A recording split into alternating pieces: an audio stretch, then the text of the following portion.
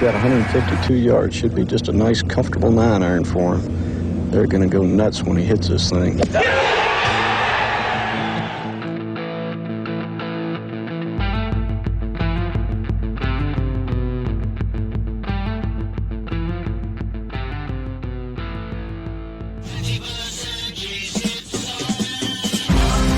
That's dirt. Yo.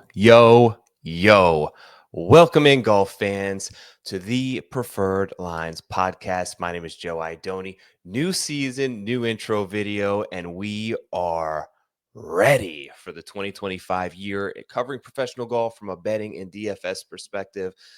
Each and every week, coming to you live from the Preferred Lines HQ here in my little home office.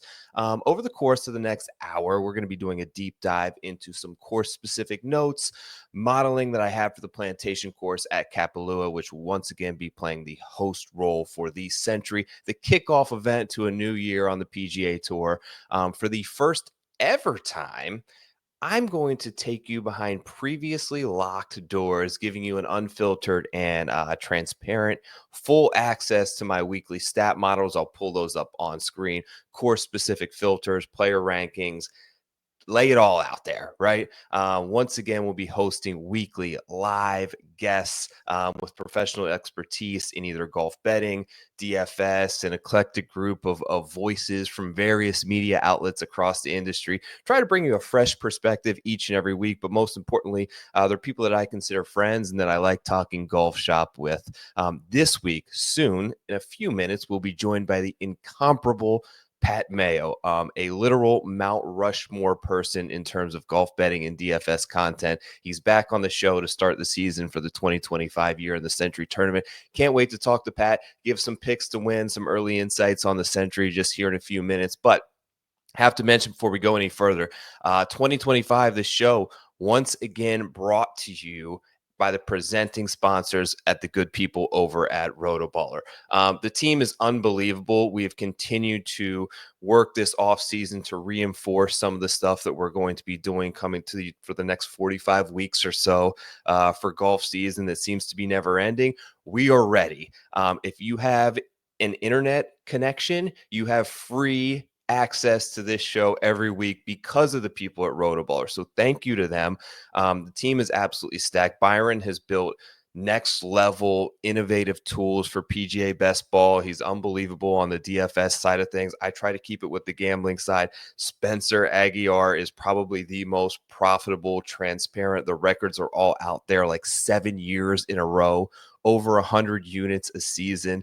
You get all of his picks. You get access to us in the Discord channel. The promo code running across the bottom of your screen right now is LINES, LINES, all caps. Why not? 10% off any sub all season long. And lastly, before we get started, I want to look directly into the camera here and give a sincere, genuine thank you to any person who has followed me from the start of this show to where we are at today. I wouldn't be here without you. Whether you're back as a recurring OG or a new follower, welcome to the Golf Gambling Club. Let's have some fun. We'll be airing live on X and YouTube every single week throughout the season. We're also broadcasted to thousands and thousands of people now via the Golf News Network, which is available on Roku. If you have an Amazon Fire Stick, any one of those little USB things you plug into your TV and you get all these channels, Golf News Net is on there. We are a part of their unbelievable weekly programming, and I'm thankful for that. If you're an audio podcast guy, Apple, Spotify, the show typically drops Monday night, Tuesday morning, available in all audio forms there. I'd like to take 15 seconds, if I may, to formally request you to pause this video, right? Give me 10 seconds and like, share, subscribe to the YouTube channel for Preferred Lines. That is a huge help for me.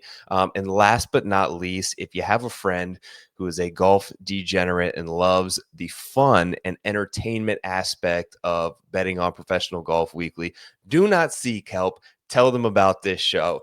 We greatly appreciate it. You all are the lifeline in the blood that makes this enjoyable for me each and every week. So thank you. Some quick hitters on the PGA Tour. So Scotty, now within the last 24 hours of me record this, has withdrawn. Hand injury, kitchen glass Christmas dinner type injury. But I wanted to put a little bit of a synopsis on what was one of the most historic years I've ever seen since covering professional golf. Now, since we last spoke, he won the Hero. He wins the Crypto Showdown. Of course, he wins the Player of the Year award. The intimidation factor right now, I believe, is unparalleled since maybe peak Tiger. If you're someone, say 4 through 6 in the world rank, Cantlay, Morikawa, Oberg, a player like this, and you've got to go toe to toe with this guy, Scotty Scheffler, on a Sunday. You have to feel like you need perfection. And that is unsustainable and not typically a conducive feeling with success in golf. Every shot you hit, from the opening tee shot on the first hole to your bunker shot on hole 3 to a 10-foot putt, you feel like you have to do it all through 18 holes to beat this guy. I mean, is Morikawa beating Scheffler with his B+ game? Is Oberg? Feel like you need to bring an A+ game, unless you're maybe Rory or Xander, or the like 2 exceptions. Bryson you can probably throw in there. But if you're right below that level, you feel like you need perfection. And he obviously is going to miss the first month of the season now, which is going to put a hindrance on this. But I was thinking about this before he withdrew and the injury was announced. Could he be better in 2025? He's going to miss 3 starts probably, but this is a superhero-esque performance level that he's on. And there is essentially one kryptonite or vulnerability that was glaring over the past year. The guy was not a good putter from 12 feet and in. I'm worried now that he's deployed this claw grip, guys, that could he have fixed that? Led the field in putting inside 10 feet at the Hero World Challenge. Now, that's 20 players. I don't want to overreact to it, but you look at the other things that he does, and they're so repeatable and predictable. Plus 6.8 approach at the Hero. Led the field. 4.8 off the tee, third. 80% greens in regulation for the week. Best in the field. When he missed the green, he was 12 for 14 scrambling, getting up and down. That's 85%. That's first. I mentioned that he was number 1 in the field of putting inside 10 feet. I mean, can he win 9-10 times again? Yeah, if I'm setting the over-under, now understanding that he's probably missing 2 starts, maybe 3, 7.5 wins. I mean, he's going to walk back and be 2 or 3 to 1 to win most tournaments. 3 to 1 in a good field, like 2.25 to 1 to win in a bad field. And he's going to get 20 starts. I think he can win 7 times again. He could get to 10. He could get to 10 again. Unbelievable year for Scotty Scheffler. Props on him. Get better soon. We'd love to see you back. Such a good character. Such an intimidating force that has become crippling to guys. He is not DJ. He's not Bryson. He's not Rory. He's not Brooks, and intimidating in that way. But he lets his game do the talking, and there's not much else to say. PNC, wanted to talk about the PNC. Proof of 2 things, right? Money doesn't matter to fan importance. Means absolutely nothing. You can play for 1 billion Bitcoin. You can play for 4 million in an elevated field. You can have endless PIP funds available. None of that has any impact whatsoever on fan interest or the growth of the game of professional golf. That's number 1. 2, Tiger still reigns supreme in terms of popularity. I mean, 4 of the biggest names in the world squared off. We finally got this live versus PGA, manufactured artificially, but the feeling of it, right, in the showdown. You got Brooks and Bryson, 4 of the best players in the world, 4 of the biggest names, and 625K viewers, and that's across 2 channels. They aired on TNT and TBS, I think, to take viewers from both and combine them. That's combined. Second lowest total ever in the match series. Not good. The series is dead. Now, the PNC, I don't even know if they played for a purse. There was nothing on the line really, historically or for anyone's career. You know what I mean? 2.92 million on Saturday. Watch that. Nearly 5x what we saw at the match.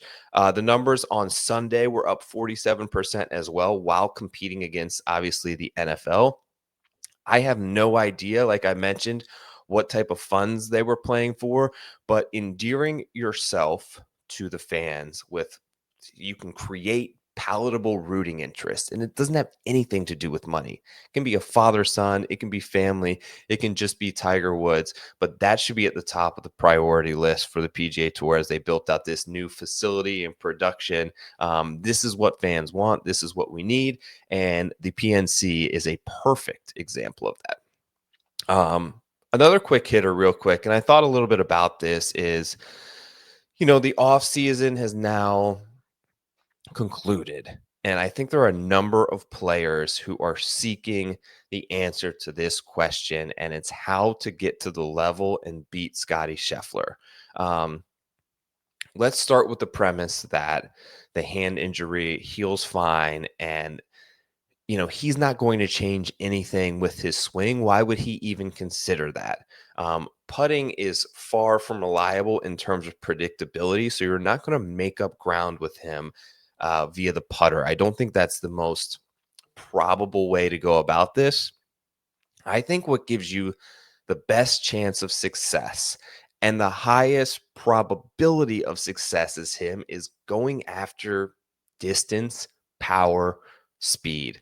Scheffler's not the longest out there, so I don't think he's going to, at this point, while on the top of the mountain, make significant swing changes to increase speed. I think he's fine in his mind where he's at. He's outside the top 20, or he would have been outside the top 20, excuse me, in the field at the Sentry. Finished middle of the pack, I think 11th in distance in the Hero out of 19 guys. It's not like he's not overly powerful, right? He hits it far enough. But I think, you have to understand that at a very rudimentary level, your probability as a player of hitting an approach shot inside 10 feet grows exponentially on a scale based on how far you are from the hole and what club you hit. You are going to produce over 1,000 shots, a closer proximity with a 9-iron than an 8-iron, than an 8-iron, than a 7-iron. The shorter the distance, the higher the loft, the closer you will get. So screw it, right? Chase distance. What's holding you back if you are Colin Morikawa, if you're Sung J M, if you're Tommy Fleetwood? It's doable. You can speed train for it. There are a number of examples of people who have done this successfully. Most notably, Bryson went from like 100th in the world to competing in long drive championships. It's trainable. I'll say this: I'm still bullish on Justin Thomas coming into this season because I think he's doing just that. I think he's being coached just to that. He is not a big, strong athlete type force, but you can train speed. You just got to put the work in. Look, the driver face now is more forgiving than ever. I think that that's clear. It's allowing off-center hits to not be penalized as much, where I think there was a place in time where chasing speed, there was a level where the pendulum swung too far and you started to miss offline too much, and it was no longer any good. I think where the clubs are at right now, it's giving you the best chance for success at that. Like, look at what JT did at the Hero. He averaged 318 off the tee. I think that was second in the field in distance. Multiple drives hit over 370 yards. We're talking about sea level in the Bahamas. You want to close the gap between you and Scotty. You're not going to close the gap hitting 6-iron versus 6-iron. You're going to close the gap hitting 6-iron versus 7-iron. His 6 versus your 7. His 6 versus your 8. This is your best avenue to shortcut and try to meet him at the finish line on Sunday. And at that point, it's up to you and up to a little bit of your putting. Okay, so those are just some quick hitters. We had a couple other withdrawals I'll touch on with Pat as well. Rory, Tommy Fleetwood out as well for the Sentry. Let's talk now a little bit about the course.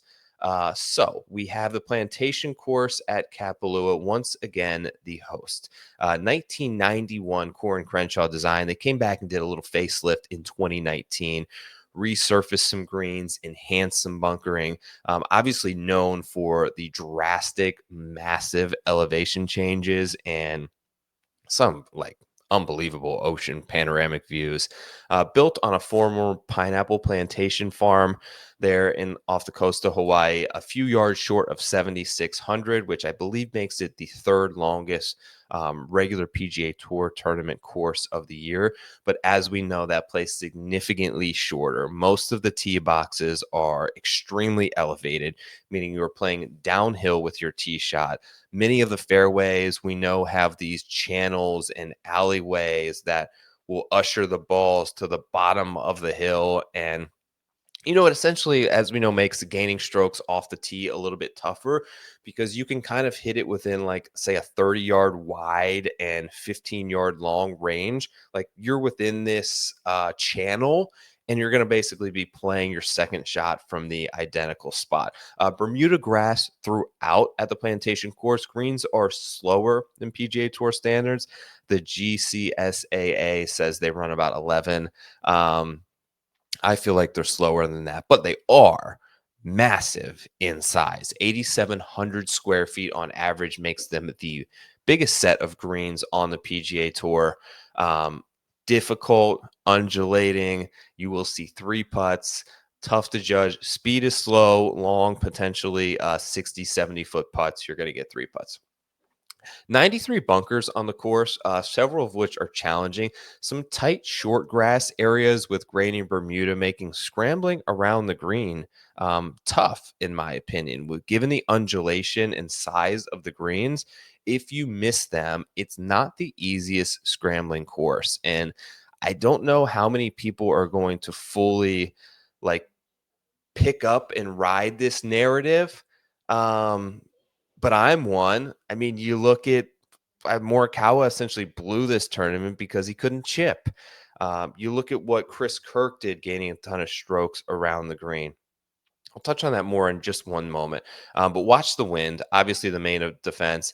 Like if there's the wind is down, Cam went off over 30 under par. Kirk got to 27.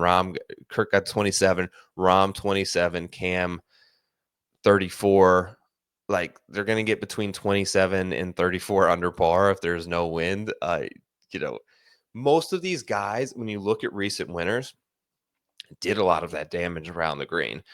So that's kind of why I'm deploying that. I think a lot of people are going to lean heavily on approach and off the tee and like distance. I'm differing is I'm putting it more into around the green game. You got to hit a ton of greens. They're huge. So you think that doesn't matter. But when you look at where Kirk did most of his damage was plus 3.7 around the green for this week. That was the single most of the main strokes gain categories that he gained on the field. When you look at Rahm was plus 3.5 around the green. And crazy enough, that week that Rahm won, he lost 3 strokes on approach that week, which is pretty unbelievable. 2022, you have Cam Smith, Rahm, Matt Jones. Great short game guys, all 3 of them. Able to chip, able to putt, absolutely key. Even in 2020, go back to 2020, 3-way playoff between Reed, Thomas, and Schauffele. At the time, what I thought were the 3 best short game players in the field that week. Xander and Reed for the week that week at the Sentry. Now they lost in the playoff for JT. Were number 1 and 2 in strokes gained around the green. Thomas was 5th, who won that week in the playoff. Also, the other guy top 5 around the green that week was Ricky Fowler, who finished top 5. So, you look at Reed, you look at Matt Jones, you look at Cam Smith, you look at Ricky, you look at JT at the time. Like these aren't overly powerful, great approach players. These are guys who had great around the green weeks. Here's the other thing. Mid-iron shots. Basically, let's call it 8 to 5 iron. You don't have very much of them. In fact, very little compared to an average PGA Tour baseline. There essentially is no middle of your bag here. Nearly 1/3 of the shots come from 125 yards and within. That's a significant bump to tour average. And over 21% of shots came from 200 to 250 yards. That's well above baseline as well. Okay, so I'm going to bring something on screen here now.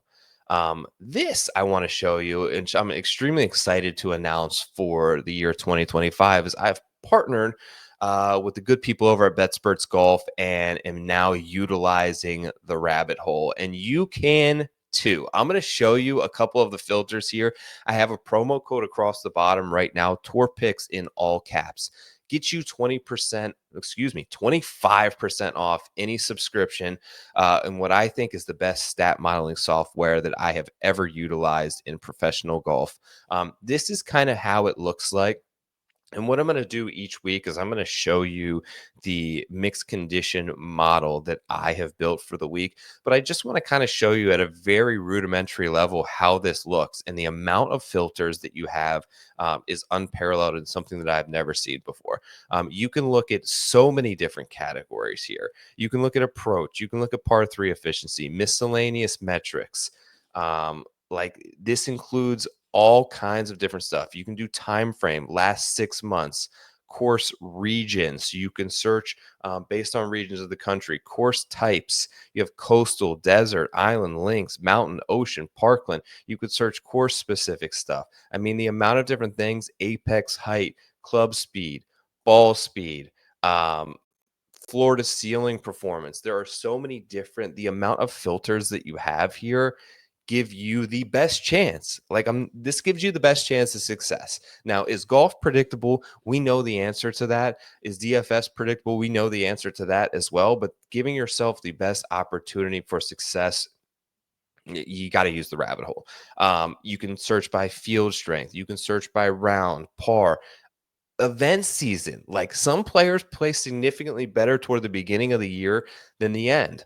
Water danger, event type, green surface, size, fairway, architectural elements. Look at the amount of course designers here, from Greg Norman to Tom Doak to William Bell, Arnold Palmer, all this different stuff off the tee, driver heavy courses. You can look at mixed. You can look at gaining strokes around the green, very easy. The amount of variables you have here, including wind, including putting from over, like what it's giving you to is access to what I think is the most detailed and cohesive group of stats there. 25% off your sub. So here's what you're going to do. You want to be a part of this for the entire 2025 season. Trust me on that. Anyone who's doing a lot of this is using this tool. If you are not, go there now. Type in Tour Picks as the promo code. The annual is $249. Here are some raw numbers for you. You type in that promo code, it gets it down to $186 for the season. That is $3.50 per week for the year of 2025. $3.50 to get access to all of this. Any type of data you could ever want to ask for, literally at your fingertips, and a very quick and easy to use response time. If you have questions about this, ask me. $3.50. It helps me out a ton if you want to use that, and I would be greatly appreciated. Like I said, you have any questions, saves all your models here. Here's the other thing. You'll have complete access to my model each and every week. You can look at other people's models. You have Matt Vincenzi here, one of the best bettors that I know. Andy,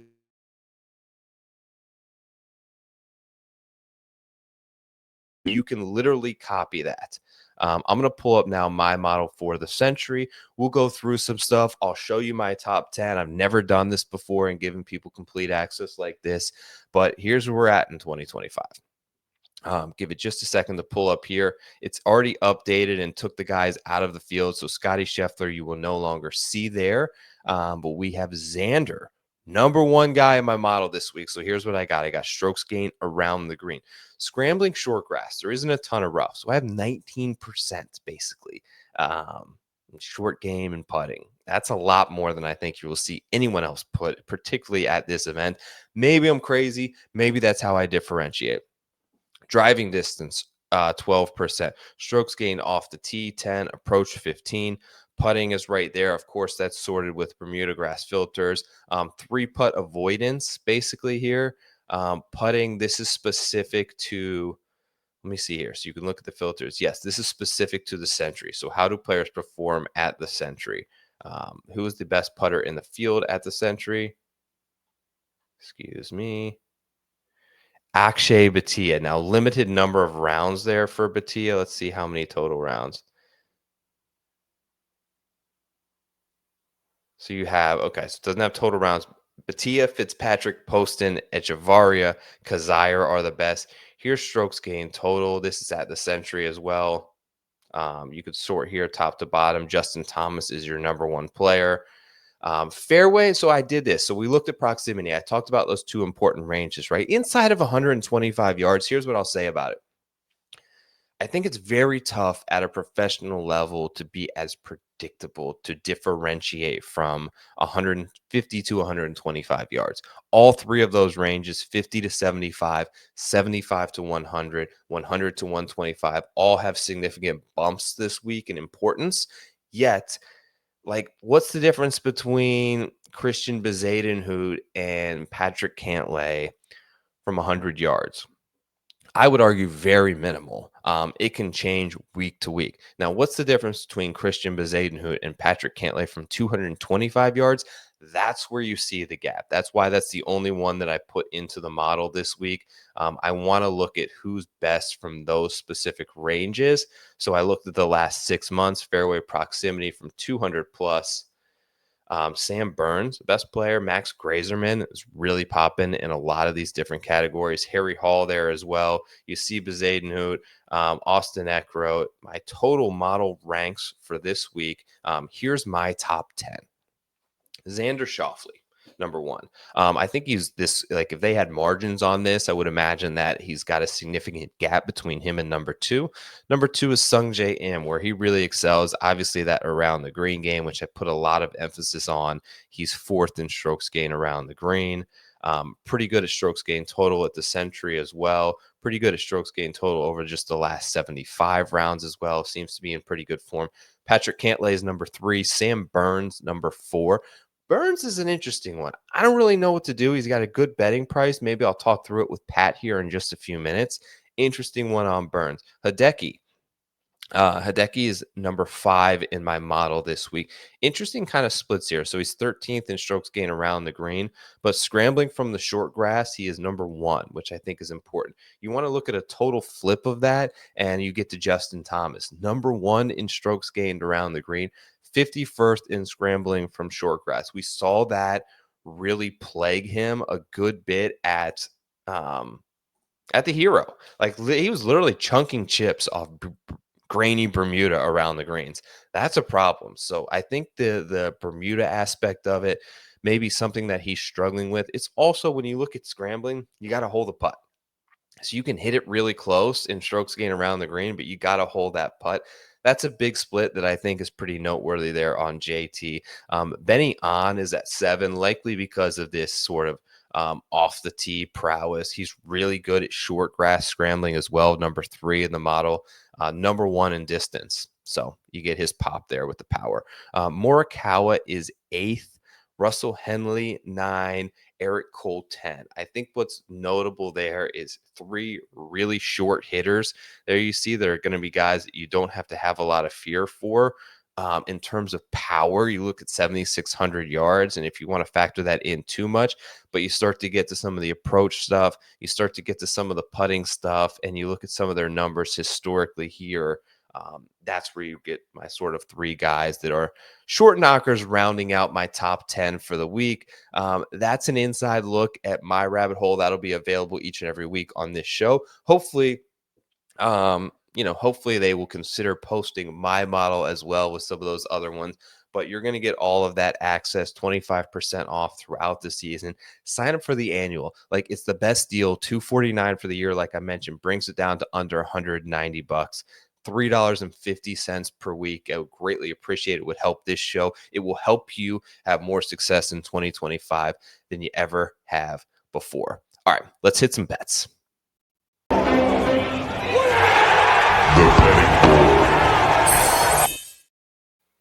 Okay, gang, it's time. Welcoming back to the program to join me for the betting odds and picks segment, the incomparable one and only Pat Mayo. How are you this afternoon after the odds just changed on us, Pat? The fact that I've already recorded my opening show, the season premiere of season 11 of the Pat Mayo Experience Golf Picks with Jeff Feinberg, it's not great. I have to now record a new intro and be like, look, we talk about Scotty and Rory and Tommy, although we don't talk about them at length, which is actually very helpful for the entire exercise, but it just sucks that these guys aren't playing.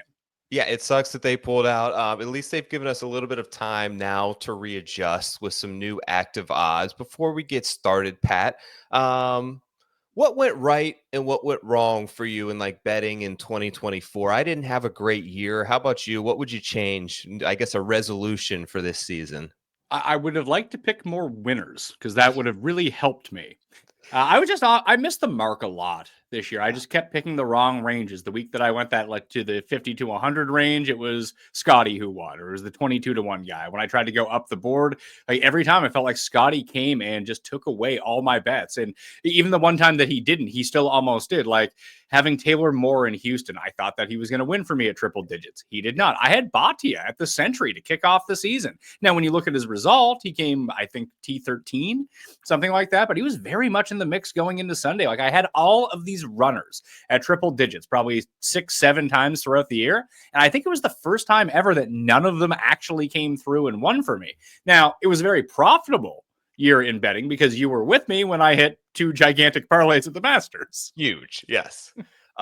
Those were real, actual live tickets that I witnessed there. That was a very fun sweat out in Vegas at the Circa. But I'd say same for me. I just wasn't willing to ever go there on Scotty, and maybe I need to rethink that. Maybe this hand injury plays a factor, albeit I don't think it's going to be something in 6 weeks from now that is still a concern.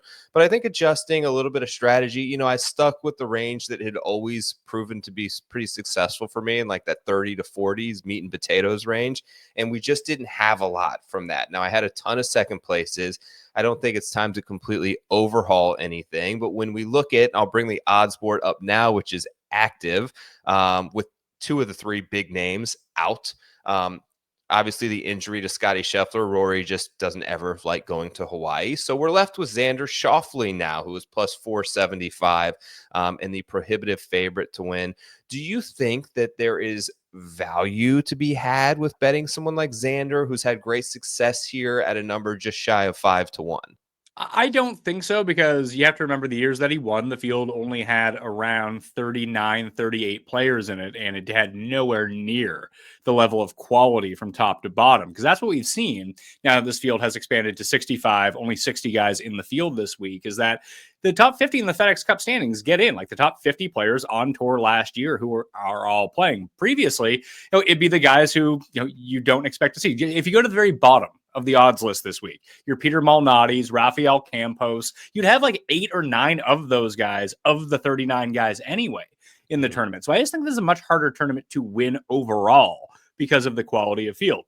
If it was the old tournament with these guys and not 20 to 50 from the FedEx Cup, then I would think that close to 5 to 1 would be good value. I don't think it's terrible. I think that he should be up there in terms of odds, but I don't think that, for example, he has twice the amount of win equity as Colin Morikawa or Justin Thomas. I can go down this list pretty far, because you have to remember, the one thing that I've always made the biggest mistake at in this tournament is that I always forget that it's a putting competition, so anyone can kind of win it. Yeah, absolutely. I mean, the last 3 years, minus 27, minus 29, minus 34 under par. It makes it essentially the easiest course on tour, albeit one of the longest, because it effectively plays much shorter than that. I'm in full agreement with you. Under sub 5 to 1 is too much for me to lay and basically stack an entire betting card on one player with so many unknowns. You have the course factor, which we know it's going to play much easier, which brings a lot of players into it. His sort of prowess that he's picked up off the tee, I think, is somewhat de-emphasized this course, how it all kind of channels and ushers balls to the exact same spots. And you have the unknown of the offseason, right? We're coming off a little bit of a layover. You don't know exactly what forms, what club changes. This is a tournament where we see a lot of guys sort of deploy a completely new bag instead of clubs or play a new golf ball. There's just a lot of unknown unknown variables to stack at that number. But this group right behind him, I'm going to likely end up on one of these 4 guys. You have Morikawa, who's had a great success here, albeit not 10-1. Justin Thomas surging up the board at 12-1 now. You have Ludwig at 16, Patrick Cantlay at 18-1.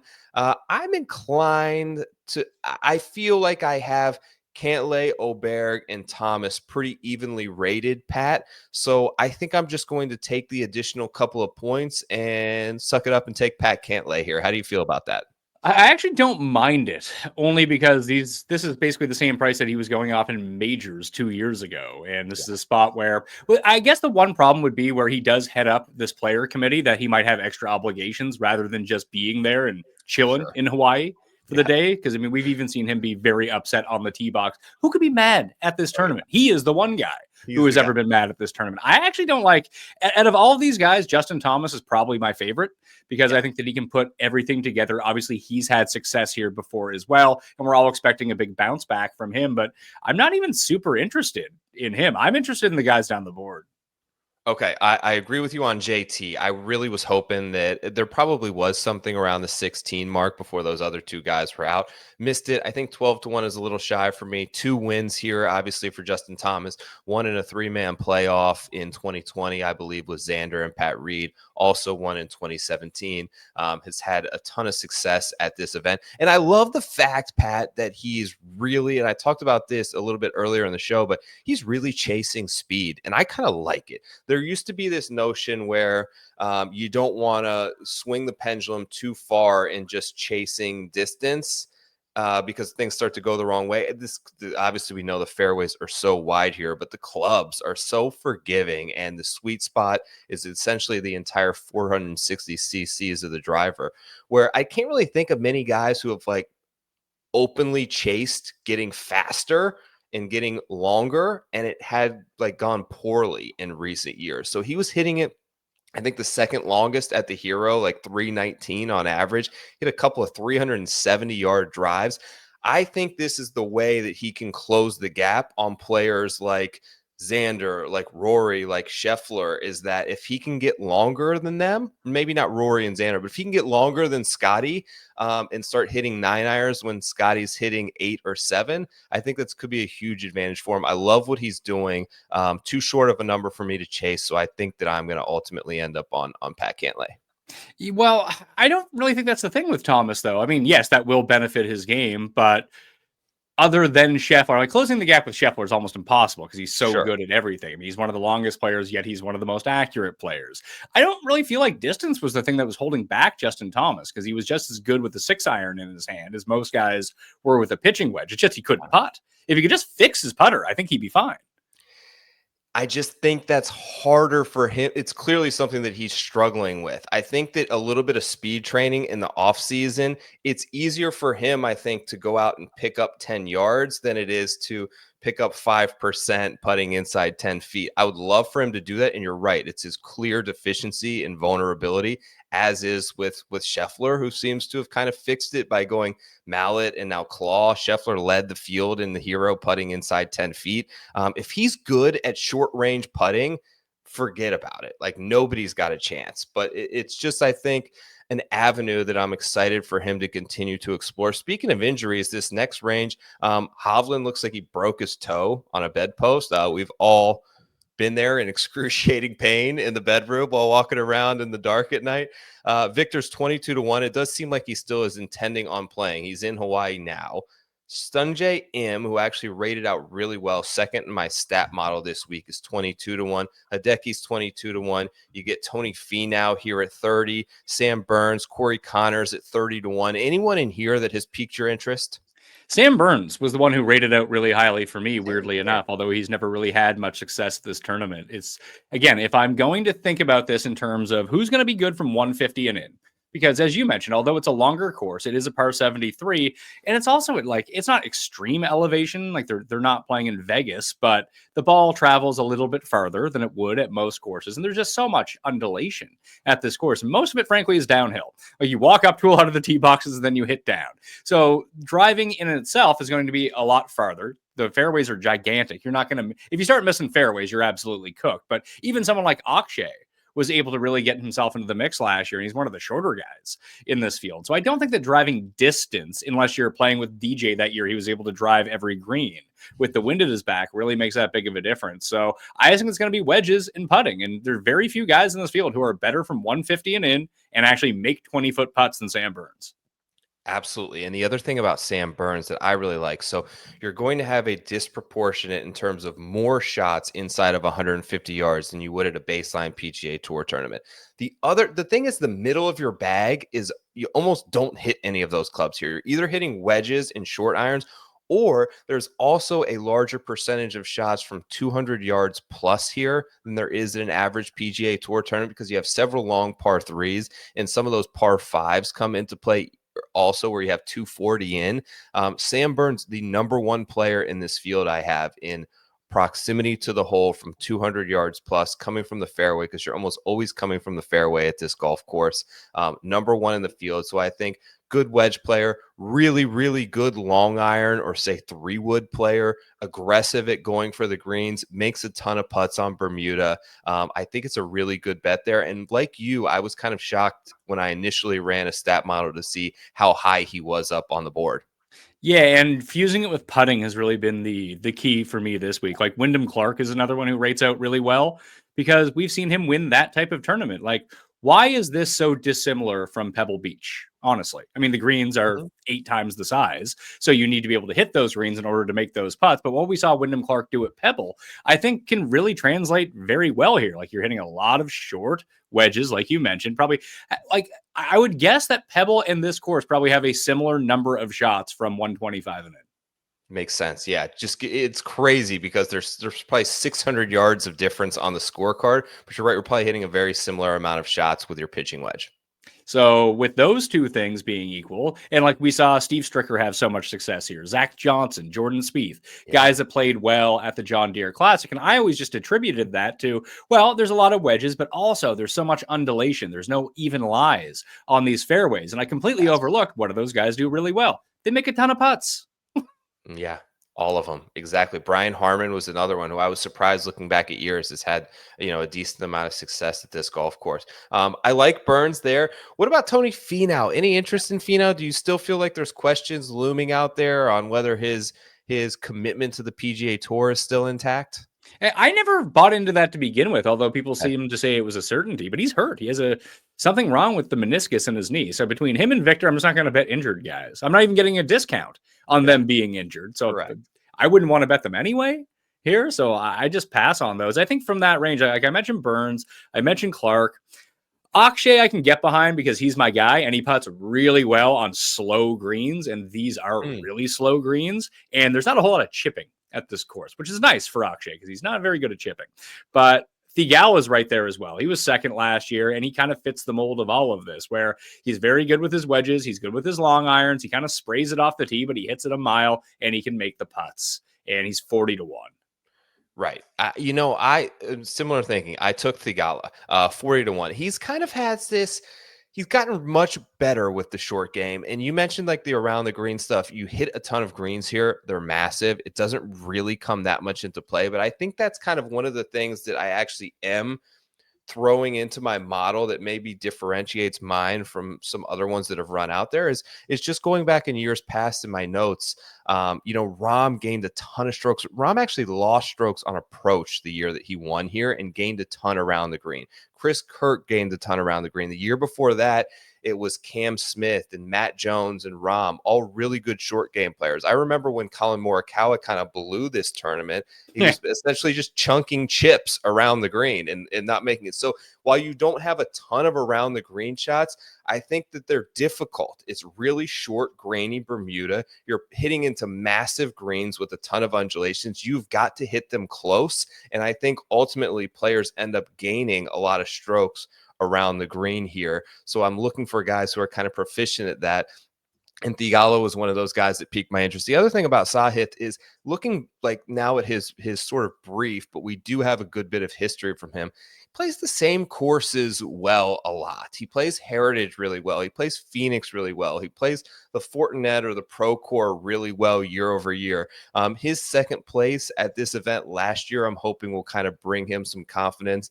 Now, I know Hawaii is not technically West Coast, but that seems to be his preferred region as well. So I think a lot of things align for me. Thigala, I think, has a big year incoming and needs to take another step forward. 40-1, I think, is a nice price to lay there.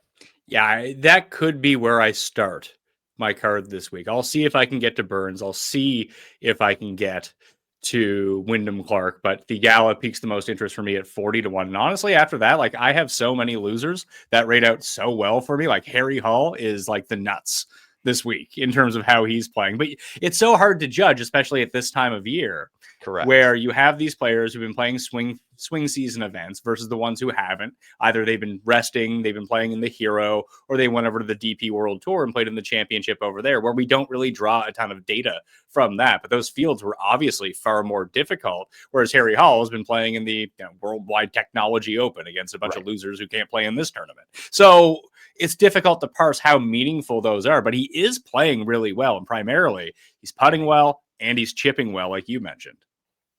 Another guy that piqued my interest moving down the board at 55-1, putts well, chips well. Not the longest guy, but I think I might take JT Poston here. He's actually a really, really good long iron player. Over the last 6 months, he has made huge gains in that area. Awesome chipper, good in birdie fests. 2 of his 3 wins have come on Bermuda grass. He just won the Shriners, not too bad, where I think he was awesome at chipping and putting that week. Those are 2 reliable things for him. I don't think that he's overly penalized for not being the longest player in this field. 55-1, a 20th and an 11th in his 2 times here playing previously. And then the other link that I found in looking at kind of some long shots, and maybe this has something to do with the lead into this event, but Australian players have always played pretty well in Hawaii to start the season. I don't know if that's because they're playing more Australian events leading in. It's similar to, it's the closest geographically to Australia, although albeit still very far away. But they've always had, I'm looking back a few years ago, and there was 4 of the top 10 players in this event were Australian. It was Matt Jones, Cam Smith, Leishman, and I think Jason Day all finished inside the top 10. So one of the guys won during the summer. I like Cameron Davis here. Really good short game, really good putter. DraftKings has him right now all the way down, I believe. Yeah, he's at 150-1. Big number. He played really well here. I think it was 2 years ago, but he has a lot of the attributes that I'm kind of looking for. Gets kind of loose with the driver, so I think the wide fairways could help him here. And it seems like just one of those spots that he's shown up and played pretty well at the Sony before as well, which will be next week. But that was just one of the long shot names I was kind of looking at, an interesting link between some of the Aussies playing this event. I can see it. You know what's really weird about Cam Davis? I know he's won the Rocket Mortgage twice, so it kind of dispels this theory. But when you go and look at where he's played his best golf, it's usually at like the Pete Dye short courses. Like you mentioned, Sony. Mm-hmm. He's played well at the Heritage. He's played well at the Players in the past. And that's not really in your mind what you would imagine where he'd play well. Right.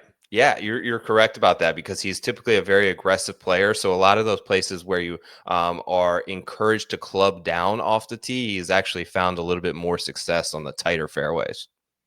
Just trying to see, what did he do throughout the swing season? Did he play a lot in Australia, or because sometimes they do, sometimes they don't? Let's see. Yeah, he played 2 events. He was T6 at the Australian PGA, then he missed the cut at the ISPS Henda Australian Open the following week to end the year. But it's nice to see him getting those reps in. Like, I do worry about some of the players that we just haven't seen in 3 months.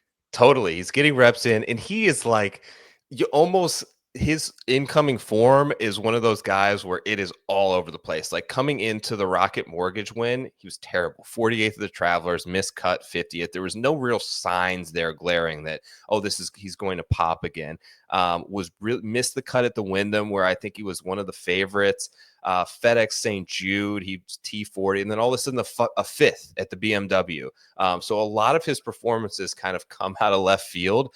So I'm kind of hoping for that this week after his most recent PGA Tour tournament was the Shriners, where everyone went low, and it looks like Cam Davis shot 11 over par and severely missed the cut in that event. That's good, right? 11 over. That's like what we shot when we played it. Exactly right. We almost shot that.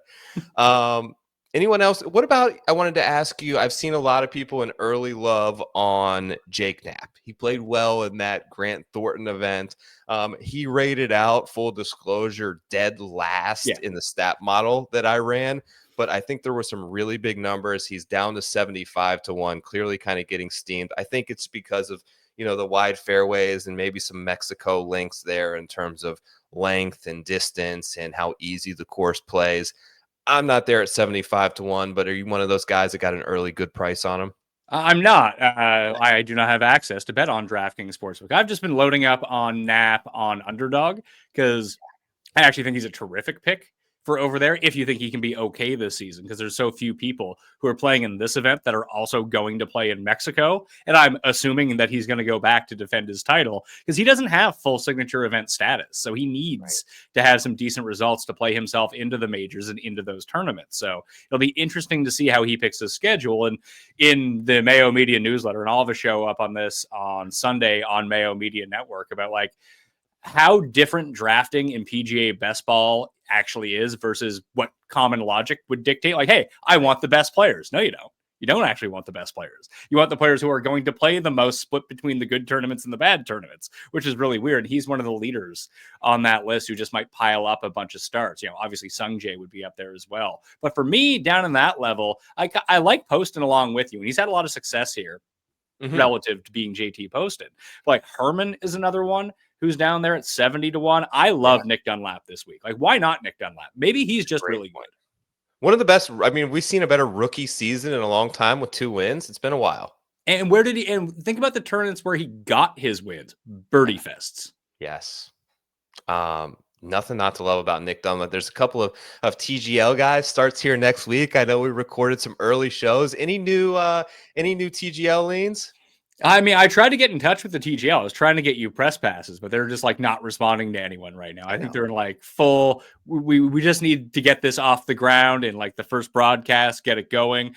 I thought it was really interesting with all the TGL stuff. If Rory isn't playing and Lowry isn't playing in this event, are they just they hanging out next to you right now in Palm Beach, getting ready for the TGL? Yeah, I think that's an interesting thing to look at because with all of these matches played on Monday, right, especially early in the season with events on the West Coast, Genesis, Pebble, Phoenix, all of that stuff, you probably are unlikely, unless you have to fill a roster spot. The guys who play in those events I would feel are less likely to then fly cross country the next day to play in Palm Beach. If they're not in those events, they're probably more likely to play in the TGL stuff, which is interesting because as we know, it's not the full complement of your 4-player roster. It's only 3 guys that are going to be competing in every match. I'm interested in it. I'm intrigued in it. I have pushed and tried to get myself a media credential. It seems like I've kind of gotten there. We don't know. There is, though, however, this coming weekend, it's kind of under the radar. They are holding preseason matches at the TGL facility, which I'm going to go to. I think it's more or less they're going to have the full TV production set up and announcers. I think it's to get the timing down with commercials and make sure everything, because they have a 2-hour time window they basically have to keep this to. So a lot of the teams actually, I don't know which players, but they're going to host a number of matches over the next couple of days here to try and make sure that they're able to fit together the timing and everyone understands the rules. So I'm going to take a couple of those in, try to get some content for it, let people know who's winning and who's playing well to maybe give you a little bit of advantage when betting that. But I'm optimistic about it. I'm still skeptical to a degree, but I think it will be really cool for the game if it works out as planned. And the arena, which I have not been in yet, looks pretty sweet. Well, there's also another part of this as well. And this is a part of that best ball strategy. This is what I'm talking about, why the strategy is so weird, is that I had to downgrade almost every TGL player because normally Scotty is still committed to the American Express. Cantlay's committed to the American Express. And so is Xander. So a few of them are playing in that. But anytime that you think that like you need to try to squeeze out an extra tournament here or there from your top players, like do you think that Scotty all of a sudden, Scotty usually plays 2 of the 4 Texas tournaments, for example. So let's presume he's healthy. But what if one of those weeks what we had the TGL was going on that week? Does that mean he's just for sure not playing Byron Nelson? Yeah, well, Scotty's not in the TGL. Oh yeah, that's right. So it would be Xander. It'd be Xander. Yeah, Xander, Rory are the big guys to look out for. Morikawa, obviously, Ludwig. So let's take Xander, for example. Xander usually plays. He is playing in American Express. He's not going to play Phoenix because of the weird sandwich, but he almost always plays Valspar, right? Yes, he does. Maybe if TGL's that week, he doesn't play Valspar. Right. Although it is pretty close, so that won't be easier. But you know what I mean? It's definitely going to provide an interesting wrinkle in terms of the player scheduling that provides a little bit of an unknown. That's one of the things I'm excited. I was talking to Byron, who I know you did some best ball shows with as well, about like some of the strategy stuff there. That's why I'm looking forward to the newsletter that you put out, because like you had mentioned Mexico, and I heard you guys talking about that, how that's a very important tournament because of where it falls, basically being it's the first one of the second leg, right? Yeah. So like having someone like Jake Knapp being able to get a ton of points for birdies at that event, I'm still new to all this and learning it, but those are very interesting strategy elements that I think being able to consume some of the content that you've put out there and educating yourself gives you a huge leg up when you're in some of those big contests. Do you want me to give you a few like just bullet points, things to just recognize? Yeah. Okay, 1, use code Mayo, and when you go sign up, if you're not in it as of yet, you'll get a deposit bonus of up to $1,000. Now, that could be a free $1,000 to fill out drafts with. I mean, that's easy. That's free money. You should take advantage of that. Underdog code Mayo. There's number Easy 1. enough. Number 2, here are the lowest scoring repeating events on the PGA Tour this season. So the Sentry was won last year at -29, American Express at -29. Those are 2 of the first 3 events of the year. And there are some big names playing in the American Express. So if you can somehow squeeze out Sentry, American Express, and one other tournament in that mix, like an extra one, like Sungjae might play Sentry, Sony, American Express, Skip Farmers, Pebble, Waste Management. Like Nick Taylor is the one that I have projected playing the most of these events, but there's a couple guys, like the guys towards the back end of the Sentry field might be able to pick up, because Waste Management was -21 last year, which was 7th on the list. So 1, 2, and 7 all come in round 1. All the good players are playing the Sentry, but most are not playing the American Express and the Waste Management, because the Waste Management falls between 2 signature events. As we saw last year, all the normals who would normally play in Phoenix just didn't play. It was even like Scheffler decided not to play. So if you can find anyone who is in elevated events, yet might also play American Express and Phoenix, now you are laughing. Those are the guys that you want to target, and you're almost guaranteed to get out of round 1. So explain to me this as someone who knows nothing, and assume that anyone doesn't know what they're talking about here. Why are those events more important than another one? Because you're able to accumulate more. Are you only taking scores from certain events, or is it just because they're adding more birdies? So it's both. So you draft 10 players to your team, and the top 6 scores from your team get used every single week. But the problem is people aren't drafting enough players in the sucky events. They're only drafting good players. So when you get to Mexico, for example, you probably won't have 6 guys to fill out a roster. If you have 4, you're probably way ahead of everyone else. That's what makes, I wrote down a list here of guys that are probably going to play both. Obviously, because of scheduling, we don't know for sure. We're taking our best educated guesses, but I have Knapp, Kazire. Kazire might actually be a really nice pick because he plays in this, he'll play in Mexico, and he'll play all the Texas events, which gets you starts in those ones. Harry Hall, Vegas, Davis Riley, Matt McNeely, Matt McCarty, Chris Gotterup, Campos, and Kevin Yu are all players who are in the Sentry but aren't automatically in all the signature events all season long, so they'll have to go to these ones in order to do it. So I use this as an example. I went back and the U.S. Open's at Oakmont this year. So the last time the U.S. Open was at Oakmont, Dustin Johnson won. And as a part of the best ball scoring, there's no finishing points allocated. Like you don't get a bonus for coming in first place. It's only raw bonus for majors. What's that? Is there any additional, are the majors more important than the Mexico Open? Nope. Got it. So you almost would rather play someone at the Mexico Open than you would have someone great at Oakmont.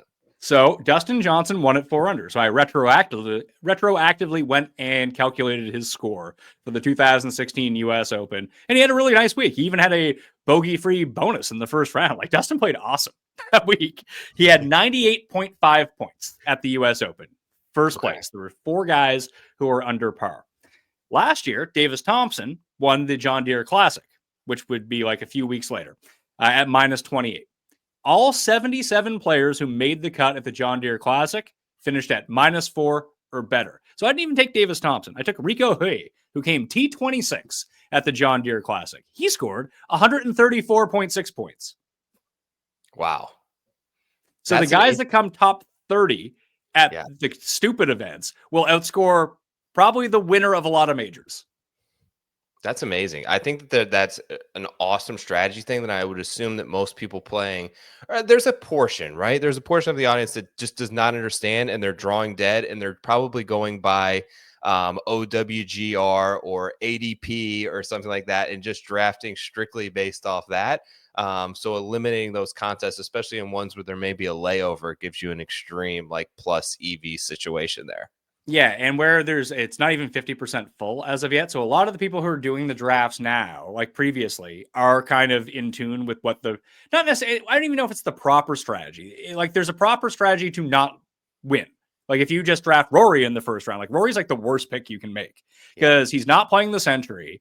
And then he's playing in, so I actually made a list. This is all going to be in the article on the Mayo Media newsletter, completely free, by the way. It is Rory, Tommy, and Lowry are obviously all skipping the Sentry. Scotty isn't playing, but he is expected to be back for the American Express. So it's not as bad because you can make up for it. It still makes him a worse pick. Like, he's no longer the #1 player in my rankings. But let's see. Yeah. Robert McIntyre, Adam Scott, Akshay, Rory, and Tommy are all committed to play in Dubai in the 4th week of the season. And Tommy is playing in the there's like a faux Ryder Cup going on next week over in Abu Dhabi with a lot of the guys who qualified for the PGA Tour from the Euro side. So guys like Tom McKibben are playing, Matt Wallace, Paul Waring, Matteo Montesero, Antoine Rosner, even Pavon is getting on a plane and going from Hawaii over. So is Aaron Rai. So they're all going from Hawaii this week to overseas in Abu Dhabi next week to play in the I believe it's the UK and Ireland versus Continental Europe Ryder Cup warm-up. It's called the Team Cup or something. It's something really weird. They changed the name of whatever it was called. Yeah, the Team Cup. So those guys probably are going to stick around and play Dubai in the Middle East too. So we're not going to see them probably, and very few of them are actually qualified for Pebble. So Farmers would be the first chance that we might get to see them. That's the same week as Dubai. So maybe Mexico is the first chance that we see some of these guys. Maybe Phoenix. Wow. Maybe we don't see them till Florida. And Akshay going over and playing just severely dropped. Once he committed, I had to drop him way down in the rankings. What once you draft a team, that's your team for the whole season. There's no adding and dropping. Correct. Okay. So you have until basically the start of the Sentry to draft your team? Yes. An hour before first tee. So once you get that newsletter up, it'd be theoretically advantageous to wait until like this, Wednesday before to draft of next week, just because you never know. Someone could be pouring a glass of wine and shards of glass could enter their hand that you draft. That is exactly right. However, you can have up to 150 teams. It's only $10 per team. Like, I know that Byron is going to Iowa today, or he's in Iowa. He's going across the border to Illinois to draft his teams and come back. I think he has like 49 left to do so he can max it out. Awesome. Well, sounds terrific. Can't wait for the newsletter to come out. Thanks for joining me on the pick segment, Pat. I'm sure you're going to have the regular golf show, like you mentioned, up very soon with Jeff. Normal season for you, still doing the DFS stuff with Tambo, everything coming out, churning out weekly? Yeah, I mean, this week is kind of interesting because, I mean, the until the Super Bowl happens, like, I'm just running like in 1,000 different places because we're still doing our normal football schedule and we're doing the full golf schedule. So it's going to be a research show on Sunday, golf picks with Jeff on Monday, and then Wednesday is going to be the DraftKings and DFS show that we do until football ends, and then we'll rejig the schedule. Those 3 will fall on those 3 days, but we might add best bets back into the mix. I'm actually thinking, Joe, about going live on Thursday or on Tuesdays and Fridays. for live shows and just covering more like even head-to-head matchups on Thursdays, something like that, or Fridays in the morning. I just try to cover more sports that way. Good stuff, man. Hardest working guy in the industry, as always. Thank you for joining me, Pat, on Preferred Lines this week. Best of luck to all you guys out there as we start a new season. We will catch you next week.